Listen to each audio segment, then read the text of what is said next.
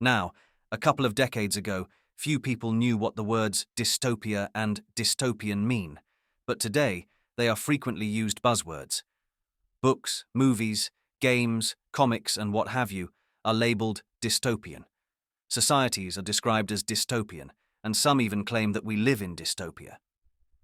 The question begs to be asked, what exactly is a dystopia? The short version is that a dystopia is the opposite of a utopia.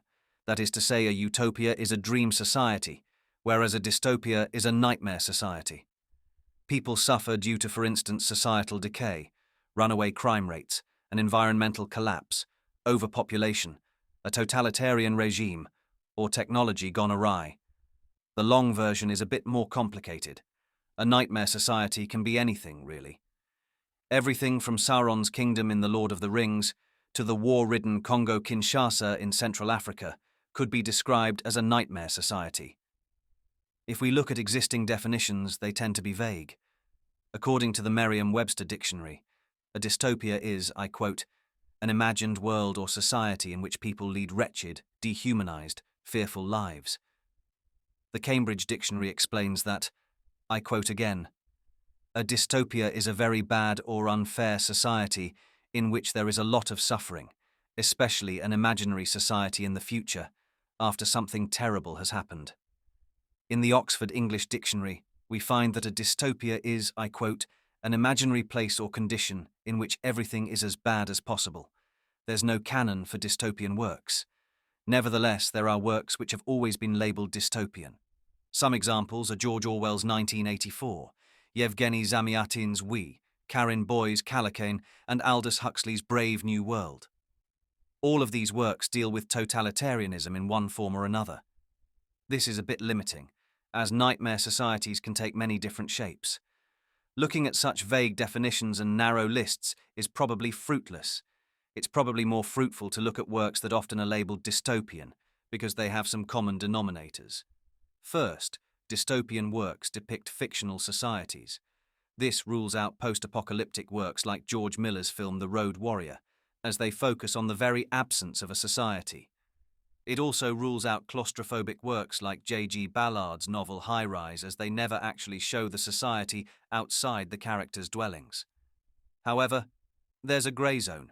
For instance, the train in Bong Joon-ho's movie Snowpiercer can be described as a society in miniature.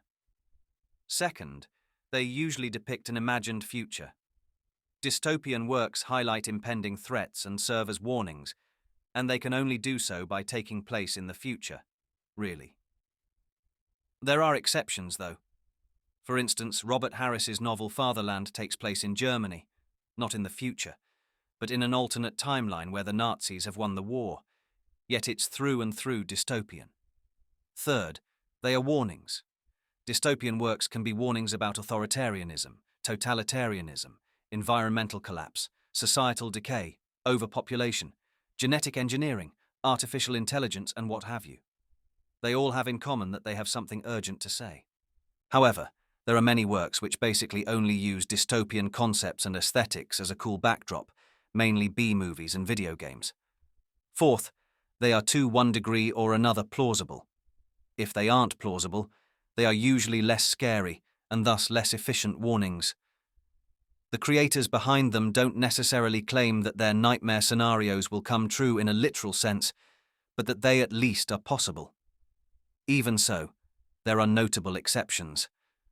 A dystopian depiction can achieve the same outcome by being satirical instead of plausible.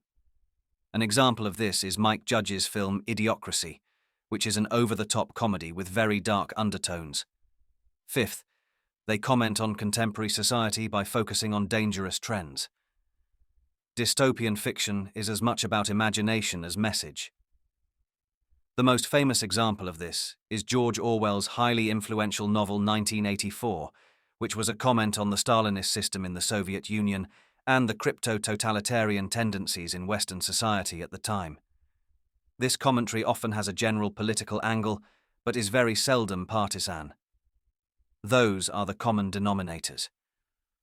Maybe I've failed to include some important ones. If so, let me know in the comments.